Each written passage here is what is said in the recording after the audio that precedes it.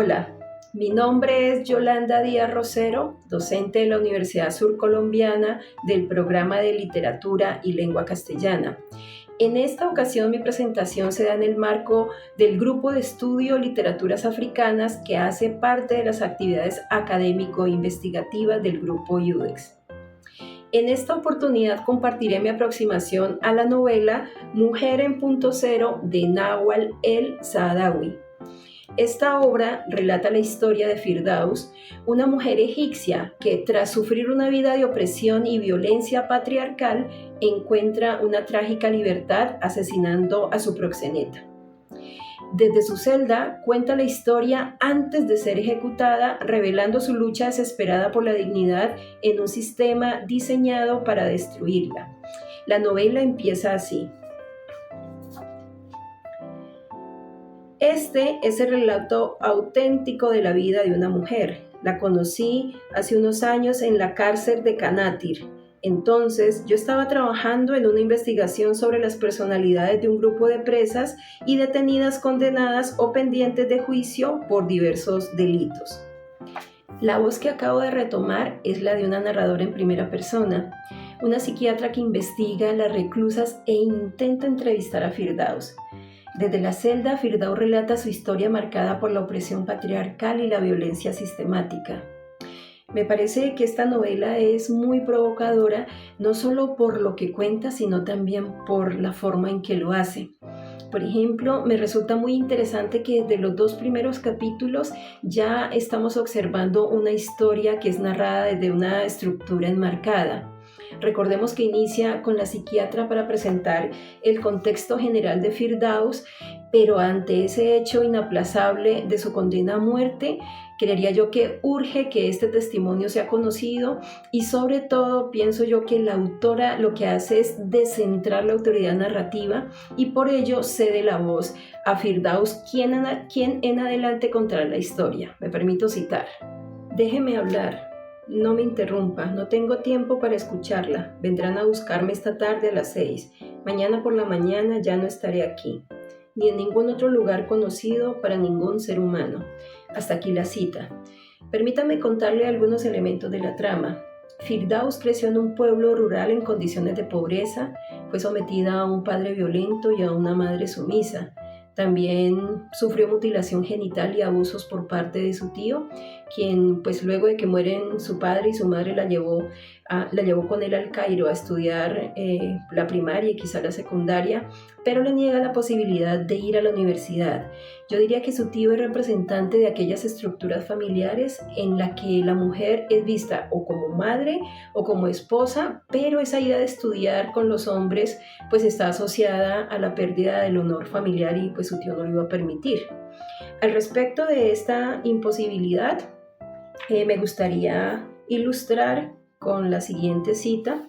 Hablan su tío y su esposa. Dice el tío, ¿qué haremos con ella entonces? Su tía política. Podríamos librarnos de ella enviándola a la universidad. Podría vivir en la residencia estudiantil de señoritas. ¿A la universidad? ¿A un lugar donde se sentará al lado de los hombres?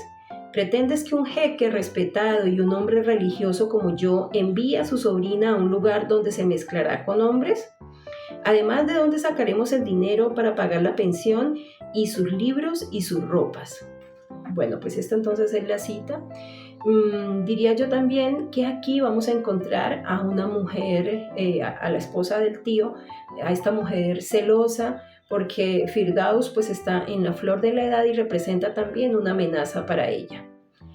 En esta ciudad y sin la posibilidad de seguir sus estudios universitarios, su tío le da en matrimonio al jeque Mahmud. Este es un hombre viejo, cruel, tiene una apariencia muy descuidada, está enfermo y es muy sucio. Además, pues maltrata a Firdaus físicamente de una manera terrible. Firdaus escapa de este hombre y aunque tiene sosiego por corto tiempo con Bayumi, que es un trabajador de una cafetería que la aloja en su apartamento y pues quien en principio le muestra algo de afecto, cuando Firdaus muestra su intención de querer valerse por sí misma al querer buscar un trabajo, pues de este emerge, diría yo, como lo más oscuro, lo más bajo del machismo hasta el punto de ofrecerla sexualmente a sus amigos. Para seguir en la misma línea, me permito citar un fragmento de esto que les estoy contando. Cuando Bayumi volvió a casa esa noche, le dije: tengo un certificado de enseñanza secundaria y quiero trabajar. El café se llena cada día de jóvenes sin trabajo y todos tienen títulos universitarios, me respondió. Pero tengo que trabajar, no puedo continuar así. Y él, sin mirarme a la cara, dijo: ¿qué significa que no puedes continuar así? No puedo seguir viviendo en tu casa, balbuceé. Soy una mujer y tú eres un hombre y la gente habla. Además, me prometiste que solo me quedaría hasta que consiguieras un empleo. ¿Y qué puedo hacer? ¿Pedirle al cielo que interceda por ti?, me replicó enfadado. Estás muy ocupado todo el día en el café y ni siquiera has intentado encontrarme un trabajo. Ahora he decidido buscarlo yo misma. Aunque lo dije con voz baja y con la mirada posada en el suelo, se levantó bruscamente y me abofeteó diciendo: ¿cómo te atreves a levantarme la voz cuando me hablas, vagabunda, mujerzuela? Poco más adelante se retoma esto. Cogió la costumbre de encerrarme con llave en el piso antes de salir. Ahora dormía en el suelo en el otro cuarto. Él regresaba entrada la noche, me arrancaba el cobertor, me abofeteaba y luego se dejaba caer sobre mí con todo su peso. Yo mantenía los ojos cerrados y abandonaba mi cuerpo, que permanecía quieto bajo el suyo sin hacer ningún movimiento, vacío de deseo, de placer y hasta de dolor, sin sentir nada. Un cuerpo muerto totalmente desprovisto de vida. Un trozo de madera o un calcetín o un zapato vacío. Luego, una noche, su cuerpo me pareció más pesado que otros días y su aliento olía distinto. Cuando abrí los ojos, la cara que vi sobre mí no era la de Bayumi. ¿Quién eres?, le pregunté. Bayumi, respondió. No, no eres Bayumi. ¿Quién eres?, insistí. ¿Qué más da? Bayumi y yo somos un solo hombre. Luego me preguntó: ¿te gusta? ¿Cómo dices?, le pregunté. ¿Te gusta? ¿Sientes placer? No me atreví a decirle que no sentía nada, de modo que volví a cerrar los ojos y dije: sí. Me clavó los dientes en el hombro y me mordió el pecho varias veces y luego el vientre por todas partes. Mientras me mordía, no paraba de repetir: puta, zorra. Poco después de estos sucesos, sin opciones, Firdaus opta por la prostitución, descubriendo que aunque este oficio es muy degradante, le da más autonomía económica que el matrimonio o los empleos precarios. Recordemos que desde niña Firdaus ha sido sometida al abuso sexual, primero por parte de su tío, luego que es casada con el jeque, maltratada, y ahora con Bayumi, pues vendida, o ni siquiera vendida, sino regalada, dada a sus amigos para que cumpla pues también favores sexuales. Entonces aquí pues tras muchos años de abusos en la prostitución, porque sucede que hay un proxeneta que quiere aprovecharse de las tarifas que ella cobra, pidiéndole más de la mitad de lo que ella gana, pues Firdaus decide que esto no debe ser así, ¿no? Y pues en este acto de rebelión, de profunda rebeldía, decide matarlo, ¿no? Este acto, aunque la lleva a la cárcel, diría yo que simboliza pues ese rechazo definitivo a un sistema que la reducía a objeto. Hasta aquí aspectos que intentan dejar una idea de sinopsis de la novela, pero en adelante me gustaría referirme a elementos de carácter estético. Bueno, además de ser un relato enmarcado, en la estructura narrativa vemos hibridez genérica porque combina elementos de la autobiografía y del testimonio. Un segundo elemento que quiero destacar es que la narración es cercana a la oralidad. La novela presenta varias repeticiones textuales con pequeñas variaciones. Siento yo que pareciera que Firdaus cuenta la historia frente a un público y en la oralidad olvida que ha contado o que simplemente quiere intensificar ciertos significados desde la repetición misma. Diría yo que otro elemento destacado es el monólogo interior. La historia pues se va a narrar en primera persona, como vemos, a partir de un flujo de conciencia crudo y desgarrado. Yo diría que este relato expone de manera cruda los traumas que Firdaus ha sufrido sin censura. Mujer en punto cero muestra circularidad temporal. La narración comienza y termina con la espera de la ejecución de la protagonista. Creo que esto intensifica el sentido del destino ineludible de Firdaus y la repetición cíclica de la opresión femenina. Pienso que este recurso es coherente con los espacios claustrofóbicos en los que se va desarrollando la acción. Recordemos la casa del padre, el burdel, la celda, también el apartamento de su tío y, claro que sí, la casa de su viejo esposo. A ver, otro elemento interesante es el tono de la narración. Si bien es una prosa sencilla, siento que a medida que se va desarrollando la novela, este ritmo empieza a ser más acelerado y esto es congruente con el motivo de la ejecución de Firdaus. También presenta, pienso yo, un tono existencialista que si bien oscila en un inicio entre resignación, cada vez es más contundente frente a la ira a partir de los sucesos que acaecen en su vida, ¿cierto?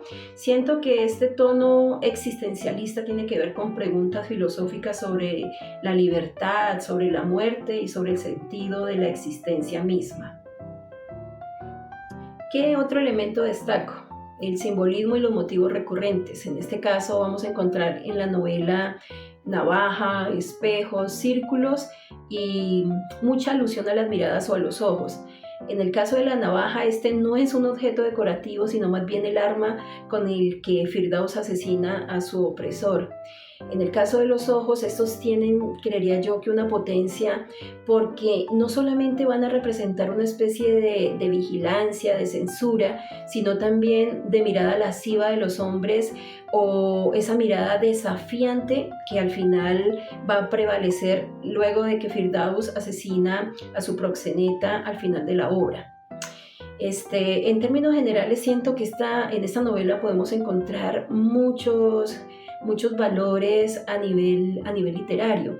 Por ejemplo, vamos a encontrar una estética feminista radical con un tono diferente como lo he venido enunciando. También encuentro aquí que el cuerpo es una especie de territorio político. El Sadawi parece denunciar no solamente la violencia de género, pues a través de las descripciones del cuerpo femenino que es violado, que es mutilado, que es vendido, que es objeto de censura o de lascivia, ¿cierto? Sino que también a partir del cuerpo encontramos el testimonio crudo de la violencia patriarcal. Pudiera decir que esa violencia se expresa, resumiendo un poco, en el matrimonio forzado, en la mutilación para no sentir deseo y en la exclusión educativa. Es decir, el cuerpo de la mujer no puede ir a la universidad porque pues, hablamos de una cultura netamente machista. Otro de los elementos que considero valioso en esta novela es la intersección de elementos para interpretar la opresión. ¿Qué elementos se intersectan o se cruzan? Pues varios de ellos, por ejemplo, la pobreza, la imposibilidad de educación, la religión que es tan castrante y las tradiciones que son tan difíciles de desarraigar.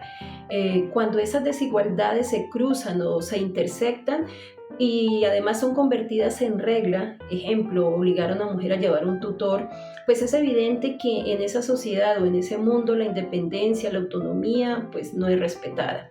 Para ilustrar esta idea, veamos esta cita. Cuando se supieron los resultados del examen final, me dijeron que había sido la segunda del colegio y la séptima de todo el país. La noche en que se repartieron los certificados se celebró una ceremonia especial para conmemoración de la ocasión. La directora anunció mi nombre en el gran salón repleto de madres, padres y otros familiares de las chicas, pero nadie se adelantó a recibir el certificado. La directora volvió a pronunciar mi nombre. Intenté levantarme, pero las piernas no me sostenían. Desde mi sitio exclamé: «Presente». Todas las cabezas se volvieron hacia mí y todos los ojos miraron en mi dirección. Incontables pares de ojos que se transformaron bajo mi mirada en innumerables aros blancos en torno a innumerables círculos negros se volvieron en un giro concertado para posarse fijamente sobre los míos. La directora me ordenó con voz enérgica: «No responda desde su asiento, levántese». Comprendí que me había puesto de pie cuando los aros blancos y los círculos negros se elevaron al unísono para posarse otra vez sobre mis ojos. La directora volvió a hablar y preguntó con voz sonora que retumbó en mis oídos con más fuerza que ninguna de las voces que había escuchado anteriormente en mi vida: «¿Dónde está su tutor?». ¿Qué más hallo en esta novela? Encuentro a una protagonista femenina transgresora.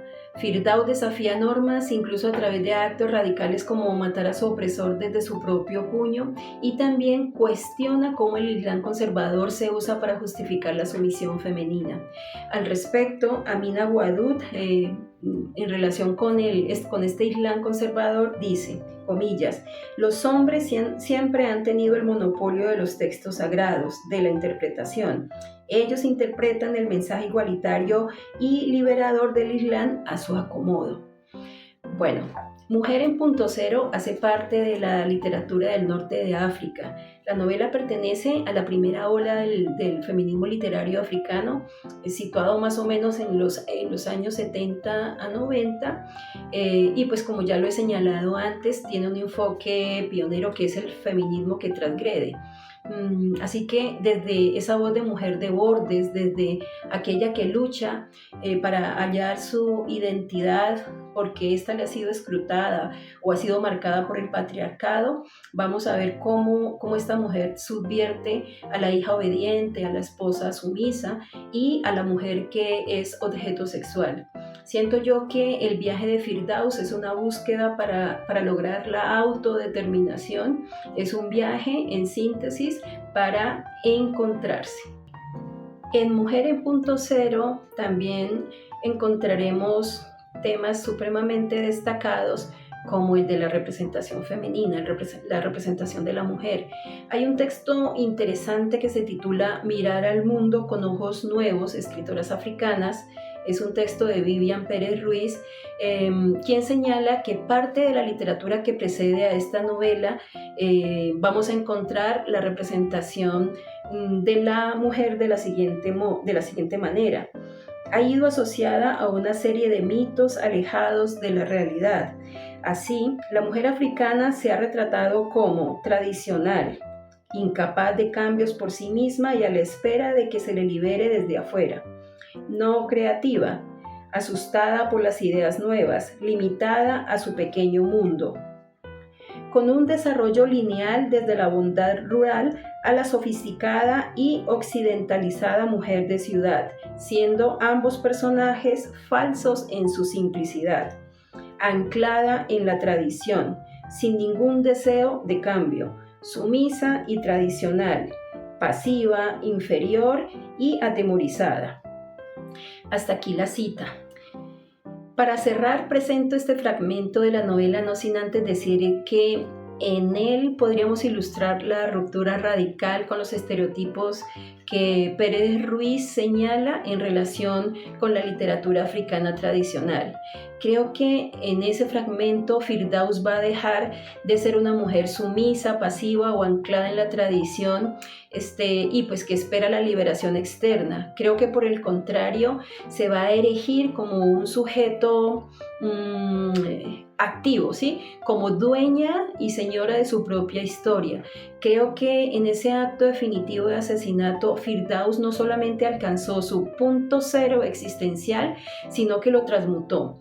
Dicho de otro modo, lo que para el mundo era el fin de su vida a partir del asesinato, punto final, se convierte más bien en el punto de partida.